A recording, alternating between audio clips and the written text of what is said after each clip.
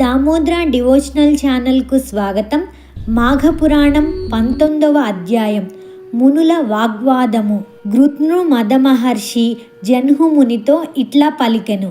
ఓయి వినుము, గోమతీ నదీ తీరమున పవిత్రమైన నైమిసారణ్యం కలదు. అక్కడ బహువిధములైన లతా వృక్ష గుల్మములెన్నియో ఉన్నవి. అచట ఉత్తములైన తపోధనులెందరో నివసించుచుండిరి. తమకు నచ్చిన తపమును యాగమును చేసుకొనుచుండిరి.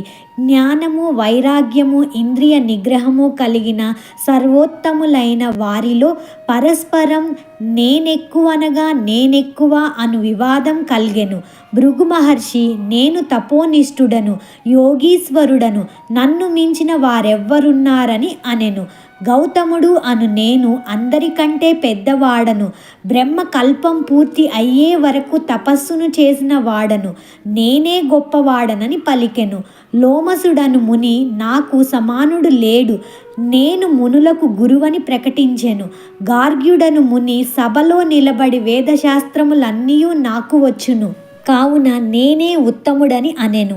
మాండవ్యుడు, నేను కర్మలను ఏమరకుండా యథాకాలంగా చేయుదును, నిత్య కర్మలన్నింటినీ ఆచరించును, అన్ని శాస్త్రములను చదివిన వాడను, నాకంటే గొప్ప వాడెవడని గర్జించెను.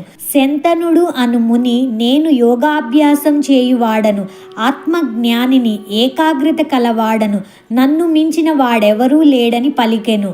పాలస్త్యుడను ముని లేచి, నేను వేదములు శాస్త్రములు అన్నీయూ నేర్చిన వాడను, పెద్దలు కూడా నన్నే గౌరవింతురు, కావున నేనే అధికుడనని అనెను. సౌనకుడును, ఆత్మనేత్తలలో నేను మొదటి వాడను, నాకంటే పూజ్యులెవరూ లేరు అని అనెను.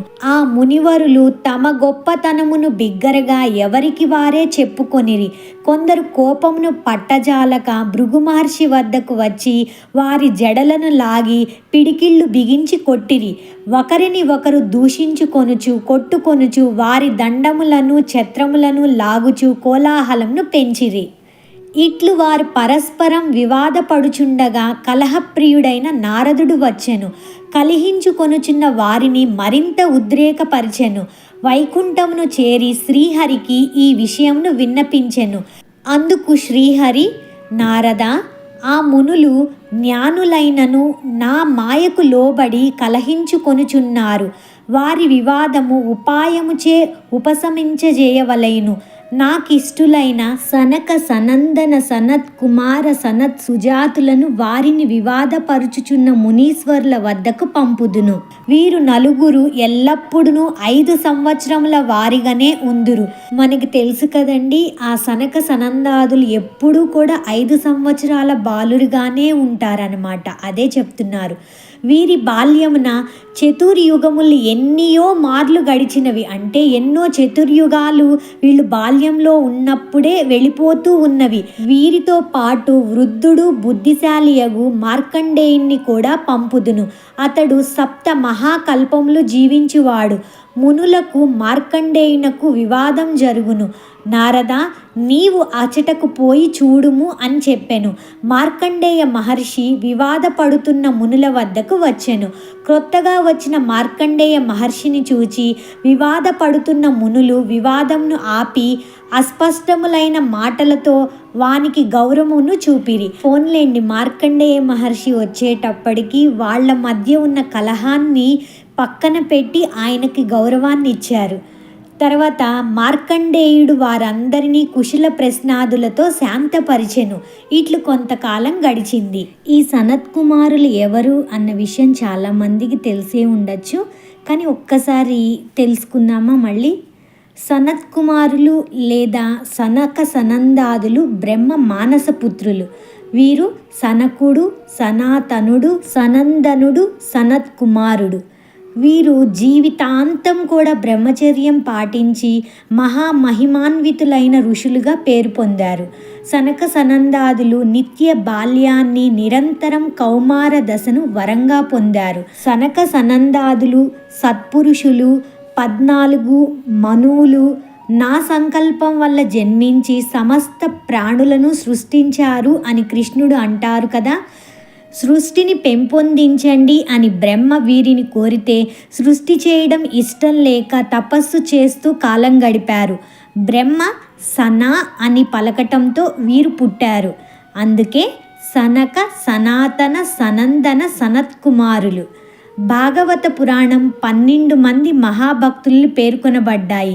వీరు జీవన్ముక్తులైన విష్ణువు భక్తులై దేశ సంచారకులుగా భగవత్ సేవ చేస్తూ జీవిస్తారు. అందులోని పెద్దవారైన సనత్కుమారులు చిన్నపిల్లలుగా సంచరిస్తూ ఉంటారు. వీరు హిందూ పురాణాలలో విశిష్టమైన పాత్ర పోషించారు. ఒకనాడు విష్ణు దర్శనార్థం విచ్చేసిన సనత్కుమారులను అడ్డగించిన జయ విజయులు శాపానికి గురయ్యారు కదా. తత్ఫలితంగా 3 జన్మలు విష్ణువుకు విరోధులుగా భూలోకంలో జన్మించాల్సి వచ్చింది. ఇదే మనకి భాగవతంలో చెప్తారు. ఏంటా జన్మలు? భాగవతంలోని హిరణ్యాక్షుడు, హిరణ్యకశిపుడు, మహాభారతంలోని శిశుపాలుడు, దంతవక్త్రుడు, రామాయణంలోని రావణుడు, కుంభకర్ణుడు. ఇంకా కథలోకి వెళ్ళిపోదామా? కొంతకాలం గడిచిన తరువాత బ్రహ్మజ్ఞానులకు సనక, సనందాది మునులు 4 అచటకు శ్రీహరిని కీర్తించుచూ వచ్చారు. మార్కండేయ మహర్షి వారిని చూసి ఎదురెళ్ళి నమస్కరించి అర్ఘ్యపాద్యములతో పూజించారు. వారి పాదములను కడిగి నీటిని తలపై ప్రోక్షణ చేసుకొన్నారు. ఇట్లు తమకు పాదాభివందనం చేసి గౌరవించుచున్న మార్కండేయుని చూసి సనకాది మునులు ఆశ్చర్యపడి ఇట్లన్నారు. మార్కండేయ మునీంద్ర, నీవు వయోవృద్ధుడవు, మునులలో ఉత్తముడవు. 7 మహాకల్పములు నీ ఆయుష్కాలము. ఇట్టి నీవు బాలురమైన మాకు నమస్కరించి పాదోదకమును నీ తలపై చల్లుకొనుచున్నారేమిటి? వృద్ధులు బాలురకు ఎదురు వెళ్ళుట, నమస్కరించుట చేయరాదని శృతివాక్యమున్నది కదా. మేము 5 ఏండ్ల వారమే కదా అని పలికిరి. ఇట్లు సనకాదులు పలికిన మాటలను విని మార్కండేయ మహర్షి ఇట్లన్నారు. ఒక్కొక్క దినం గడుచుచుండగా ప్రాణుల ఆయుర్దాయము కుండ నుంచి స్రవించు నీరు వలె తగ్గిపోతూ ఉంటుంది. 21 కల్పములు జీవించినను మృత్యువు అన్నది తప్పదు.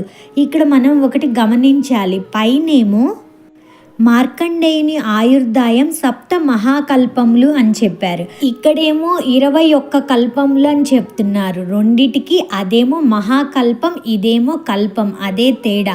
అసలు కల్పం అంటే ఏంటి, మహాకల్పము అంటే ఏంటి, యుగం అంటే ఏంటి, ఇవన్నీ కూడా మన ఛానల్లో ఉన్నాయి. లింక్ కావాలంటే కింద డిస్క్రిప్షన్లో ఇస్తాను.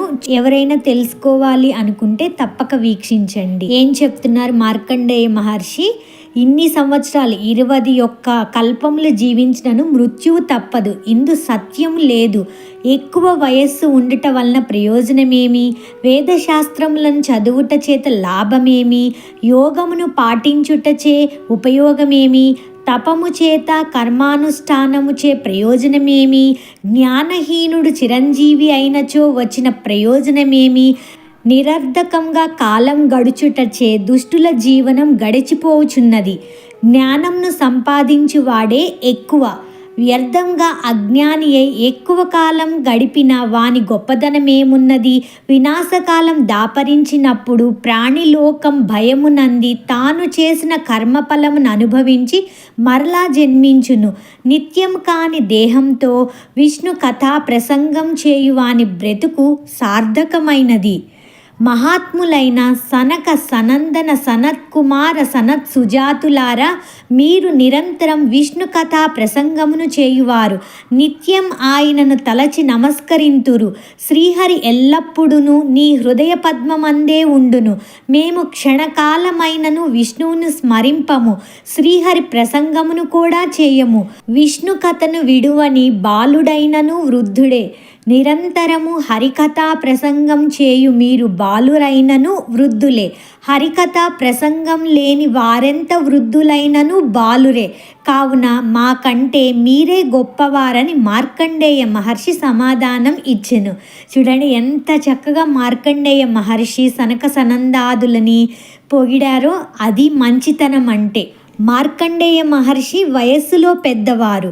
అలాగే సనత్ కుమారులు విష్ణు సేవలో, భక్తిలో, జ్ఞానంలో పెద్దవారు. అందుకే ఆయన అక్కడ పెద్దదనాన్ని ఆలోచించారు, కానీ వయసులో పెద్దదనాన్ని ఆలోచించకుండా ఎంత మంచిగా కీర్తించారు, ఎంత మంచిగా పాదాలని కడిగి ఆ అర్ఘ్యాన్ని నెత్తిన చల్లుకున్నారు. అది కదా నిజమైన భక్తులు, నిజమైన గౌరవం ఇవ్వడం అంటే.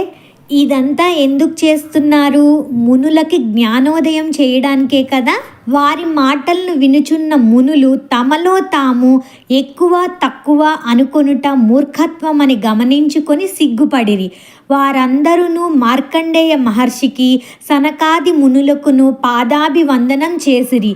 మేము మీ వలన విష్ణు కథా ప్రసంగపు విలువను తెలుసుకొంటిమి కావున విష్ణు భగవానుని మహిమ నేరుగా శక్తి ఉండని ప్రార్థించిరి.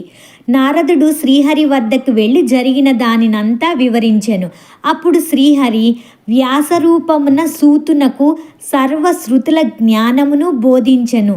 సూతుని వలన మునులు మొదలైన వారందరూ శృతుల సారమును గ్రహించారు. అలా శృతుల సారాన్నంతా గ్రహించిన సౌనకుడు మిగిలిన మునులందరికీ కూడా అహంకారము, వానిలో ఉన్న మనోవికారములు అన్నీ తొలగిపోయి ప్రశాంత చిత్తులై పరమేశ్వర జ్ఞానము, పరమేశ్వర చింతనము కలిగి ఉన్నారు. హరికేయూరాది భూషణములు తమ తమ విభిన్న రూపమునందినను కరిగిపోయి తుదకు తమ మూలధాతువైన సువర్ణంగా అయినట్లుగా ప్రాణులను తమ తమ కర్మ విశేషము అనుసరించి వివిధ రూపములు పొంది తుదకు పరమాత్మ భావనమునే చేరును. వేదాంగములను సర్వశాస్త్రములను అభ్యసించి పరమాత్మ మహత్యమును ఎరిగి పరమాత్మ చింతనమును చేసి భగవద్ అనుగ్రహం అందుటయే జ్ఞానమునకు ఫలితము. మాఘమాసాది వ్రతము భగవత్ చింత. నేను నిరంతరముగా, నేను అంటే ఇక్కడ విష్ణువు నిరంతరంగా అలవాటు చేసి జీవులను తరింపచేయును. ఇదే విషయాన్ని ఏ శాస్త్రం చూసుకున్నా, ఏ గ్రంథం చూసుకున్నా ఇదే విషయం చెప్తారు, నొక్కి పెట్టి చెప్తారు. మనందరం భగవంతుని నుంచి విడిపోయాం. తిరిగి మనం ఎక్కడికి చేరాలి? భగవంతుని దగ్గరికే చేరాలి. మనందరిలో ఉన్నది ఎవరు? ఆ పరమాత్మే. మనలో ఉన్న పరమాత్మని మనం గ్రహించాలి. భగవద్గీతలో చెప్తారు కదా, కర్మయోగం, జ్ఞానయోగము, భక్తి యోగము, అన్నింటికంటే భక్తి యోగం చేయడం అన్నది చాలా సులభము. భక్తి మార్గం ద్వారా భగవంతుణ్ణి చేరడం అన్నది సులభమైనది అని చెప్తూ ఉంటారు. ఏ కర్మ చేసినా కర్మ ఫల త్యాగం చేయమని చెప్తారు కదా, అది నాది, నేను చేశాను కాకుండా ఏ పని చేసినా దాని యొక్క ఫలితాన్ని దేవుడి మీద వదిలేయాలన్నమాట. అదే కర్మఫల త్యాగం. అలాగే కలియుగంలో నామ సంకీర్తనమే ప్రధానమైనది అని చెప్తారు. ఇవన్నీ చేయడం కోసమే ఇలాంటి మాఘమాసాది వ్రతాలు, ఇవన్నీ మనలోని భగవంతుని మీద ఉన్న ప్రేమను, ఆ భగవంతుని మీద చింతనను పెంపొందించడానికే ఉపయోగపడతాయి. జన్హు మునీశ్వర, మాఘమాస వ్రతాచరణ భగవత్ చింతనమును జీవికి అలవాటు చేయును. అట్టి చింతనం వలన ప్రాణి ఇహలోక సుఖములను, పరలోక సుఖములను, దుష్కర్మ క్షయమును, సత్కర్మాచరణ ఫలమును పొంది భవసాగరమును తరించును. మునుల అహంకారమును, మార్కండేయ ముని వినయ వివేకములను, సనక సనందాదుల మహత్యమును పరిశీలించి ప్రాణి వినయమును, భగవచ్చింతనమును, జ్ఞాన ఫలములని ఎరిగి ఆచరించి భవసాగరమును దాటవలెను సుమా అని గృత్ను మద మహర్షి వివరించెను. ఇది కదా భగవన్ మహిమ తెలుసుకోవడం అంటే. తిరిగి రేపు అధ్యాయంలో కలుద్దాం. సర్వం శ్రీకృష్ణార్పణమస్తు.